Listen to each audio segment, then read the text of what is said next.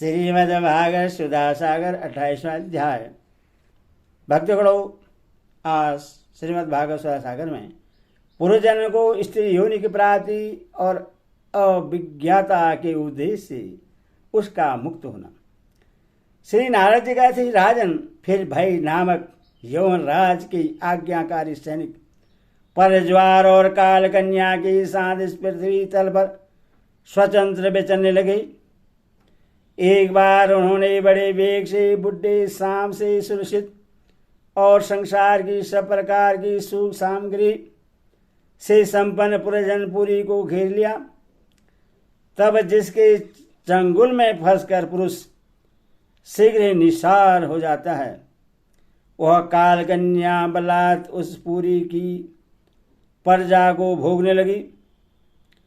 उस समय वे यौवन भी काल कन्या के द्वारा भोगी जाती हुई उस पुरी में चारों ओर से भिन्न भिन्न द्वारों से घुसकर उसका विध्वंस करने लगे। पुरी के इस प्रकार प्रेरित किए जाने पर उसके स्वामित्व का अभिमान रखने वाले तथा ममताग्रस्त बहुकुटुंबी राजा पुरजन को भी नाना प्रकार के कलेश सताने लगे। काल कन्या के आलिंगन करने से उसकी सारी श्री नष्ट हो गई तथा अत्यंत विषादासक्त होने के कारण वह बहुत दीन हो गया। उसकी विवेक शक्ति नष्ट हो गई।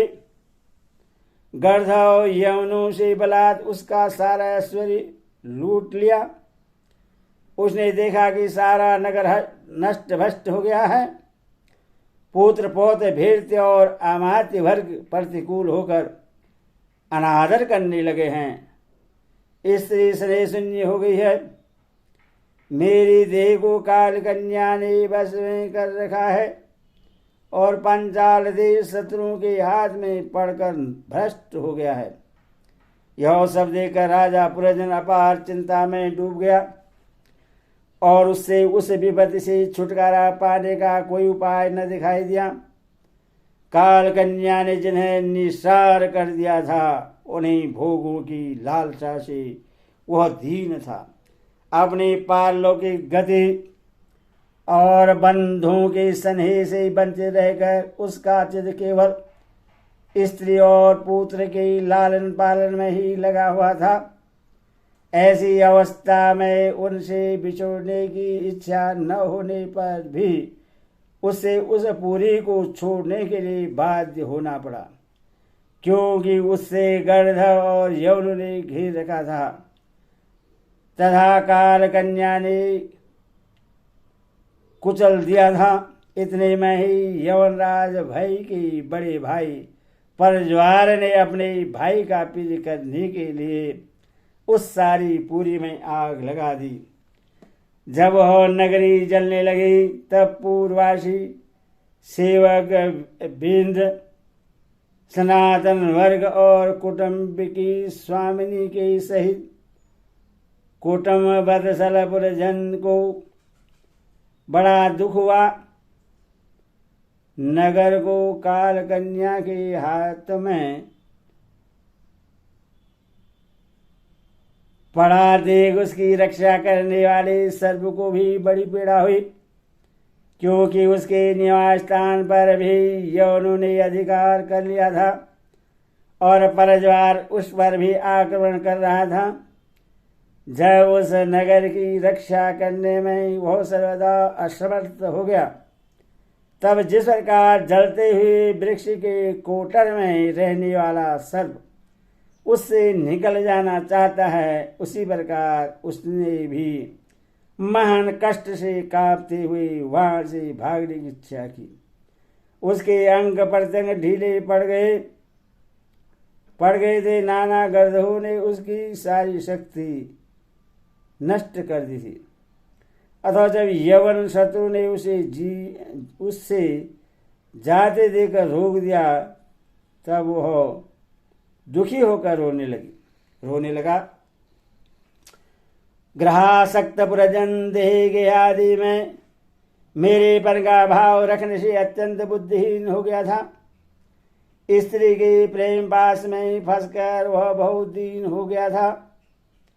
अब जब इनसे बिछोने का समय उपस्थित हुआ तब वह अपनी पुत्री, पुत्र, पौत्र, पुत्र वधु, दामा, नौकर और घर खजाना तथा अन्य जिन पदार्थों में उसकी ममता भर शेष थी उनका भोग तो कभी का छूट गया था। उन सब के लिए इस प्रकार चिंता करने लगा, हाय मेरी भार्या तो बहुत घर गृहस्थी वाली है, जब मैं परलोक को चला जाऊंगा तब यह असहाय होकर किस प्रकार अपना निर्वाह करेगी। इससे इन बाल बच्चों की चिंता ही खा जाएगी। यह मेरे भोजन के बिना भोजन नहीं करती थी और स्नान के बिना स्नान नहीं करती थी, सदा मेरी ही सेवा में तत्पर रहती थी।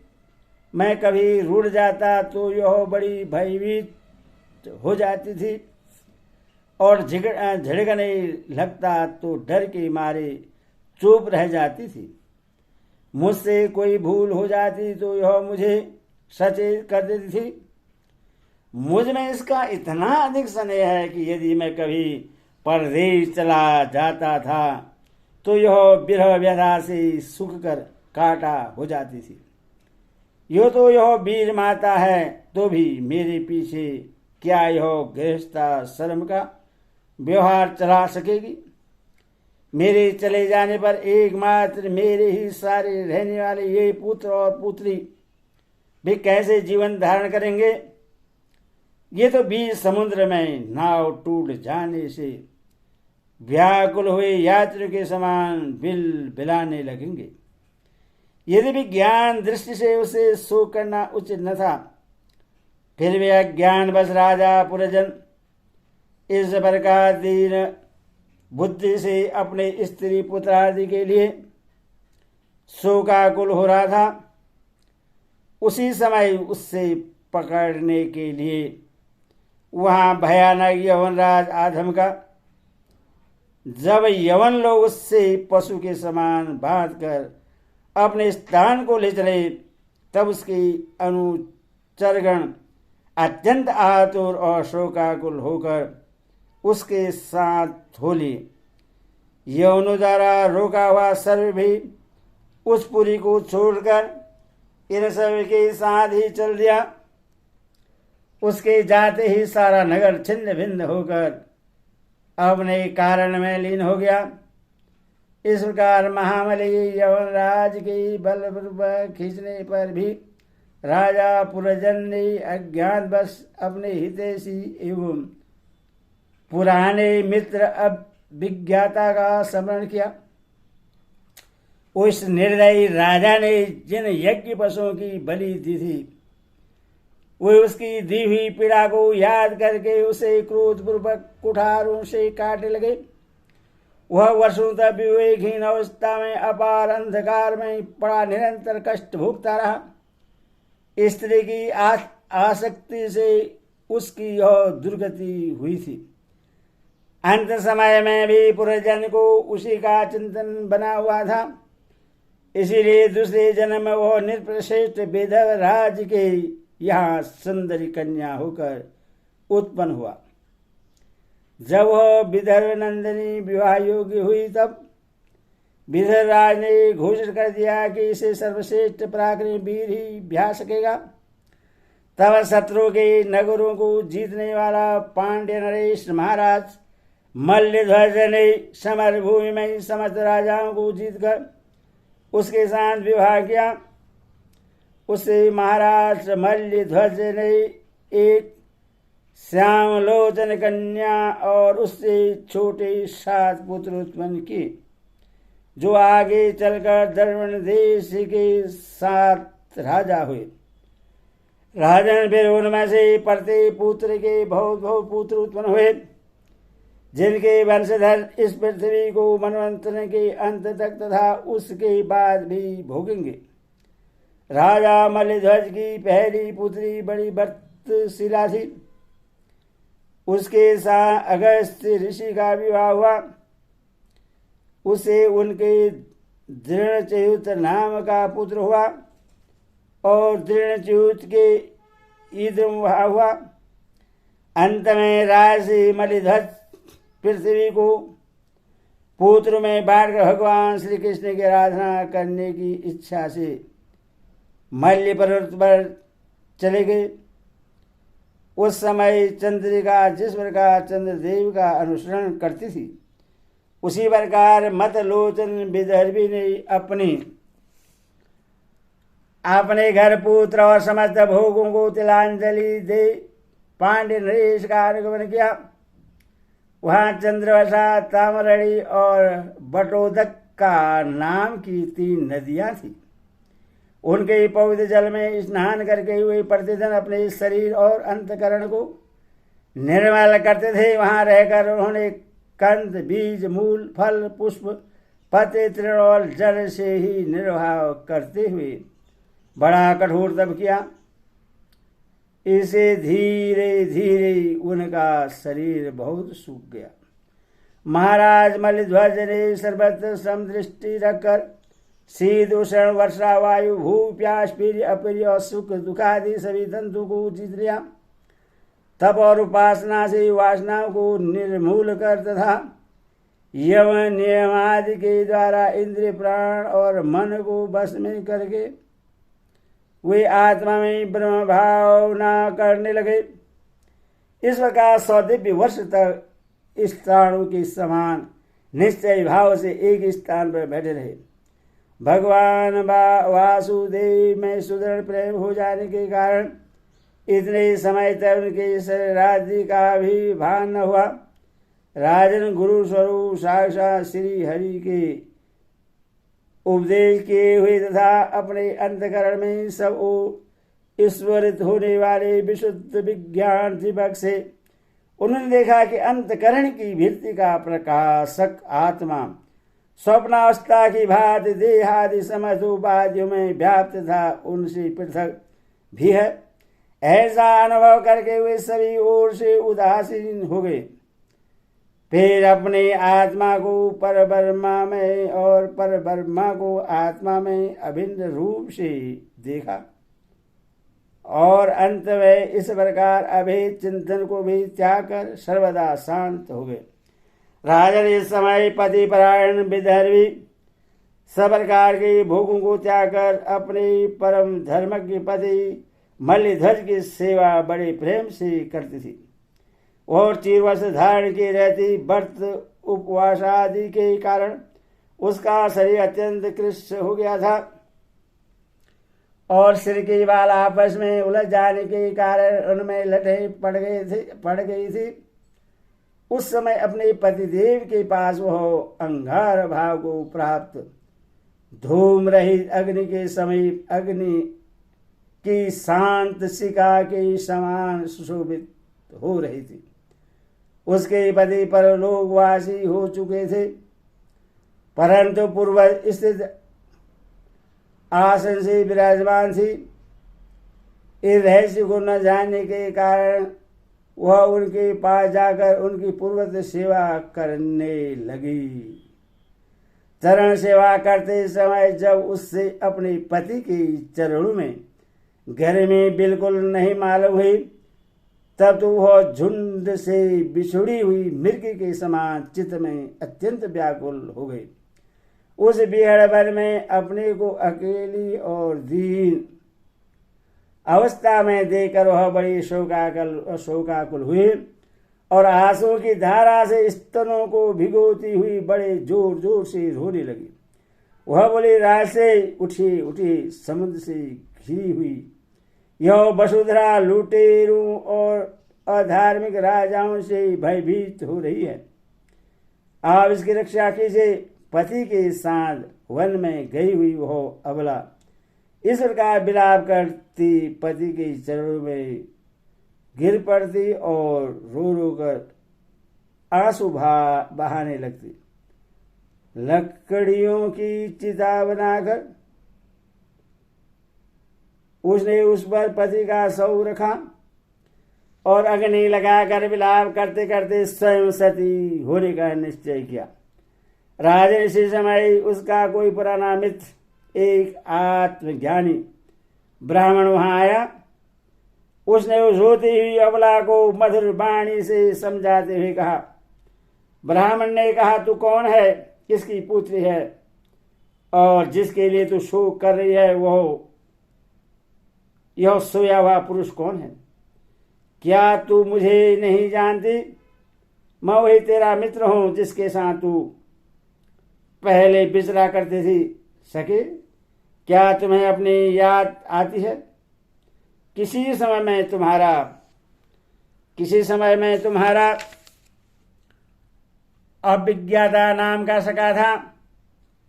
तुम पृथ्वी के भोग भोगने के लिए निवास स्थान की खोज में मुझे छोड़कर चले गए थे। और पहले मैं और तुम एक दूसरे के मित्र एवं मानस निवासी हंस थे। हम दोनों सहस्त्र वर्षों तक बिना किसी निवास स्थान के ही रहे थे। किंतु मित्र, तुम विषय भोगों की इच्छा से मुझे छोड़कर यहाँ पृथ्वी पर चले आए। यहाँ घूमते घूमते तुमने एक स्त्री का रचा हुआ स्थान देखा। उसमें 5 बगीचे, 9 दरवाजे, 1 द्वारपाल, 3 परकोटे, 6 वैश्य कुल और 5 बाजार थे।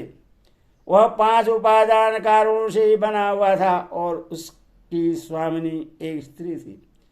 महाराज, इंद्रियों के 5 विषय उसके बगीचे थे। 9 इंद्र छिद्र द्वार थे। तेज, जल और अन्न 3 परकोटे थे। मन और 5 ज्ञानेन्द्रियां, 6 वैश्य कुल थे। क्रिया शक्ति रूप कर्मेंद्रिया ही बाजार थी। 5 भूत ही उसके सभी क्षीण न होने वाले उपादान कारण थे और बुद्धि शक्ति ही उसकी स्वामिनी थी। यह ऐसा नगर था जिसमें प्रवेश करने पर पुरुष ज्ञान शून्य हो जाता है, अपने स्वरूप को भूल जाता है। भाई, उस नगर में उसकी स्वामिनी के फंदे में पड़कर उसके साथ विहार करते करते तुम भी अपने स्वरूप को भूल गए और उसी के संग से तुम्हारी यह दुर्दशा हुई है। देखो, तुम न तो विदर्भराज की पुत्री ही हो और न यह वीर मल्लध्वज तुम्हारा पति ही, जिसने तुम्हें 9 द्वारों के नगर में बंद किया था, उस पुरंजनी के पति भी तुम नहीं हो। तुम पहले जन्म में अपने को पुरुष समझते थे और अब सती स्त्री मानते हो। यह सब मेरी ही फैलाई हुई माया है। वास्तव में तुम न पुरुष हो न स्त्री, हम दोनों तो हंस हैं। हमारा जो वास्तविक स्वरूप है उसका अनुभव करो। मित्र, जो मैं ईश्वर हूं वही तुम जीव हो। तुम मुझसे भिन्न नहीं हो और तुम विचार पर देखो, मैं भी वही हूं जो तुम हो। ज्ञानी पुरुष, हम दोनों में कभी थोड़ा सा भी अंतर नहीं देखते। जैसे एक पुरुष अपने शरीर की परछाई को शीशे में और किसी व्यक्ति के नेत्र में भिन्न भिन्न रूप से देखता है, वैसे ही एक ही आत्मा विद्या और अविद्या की उपाधि के भेद से अपने को ईश्वर और जीव के रूप में 2 प्रकार से देख रहा है। इस प्रकार जब हंस ईश्वर ने उससे सावधान किया, तब वह मानस सरोवर का हंस जीव अपने स्वरूप में स्थित हो गया और उससे अपने मित्र के बिछो से भूला हुआ आत्मज्ञान फिर प्राप्त हो गया। प्राचीन भाई, मैंने तुम्हें परोक्ष रूप से यह आत्मज्ञान का दिग्दर्शन कराया है, क्योंकि जगत कर्ता जगदीश्वर को परोक्ष वर्णन ही अधिक प्रिय है।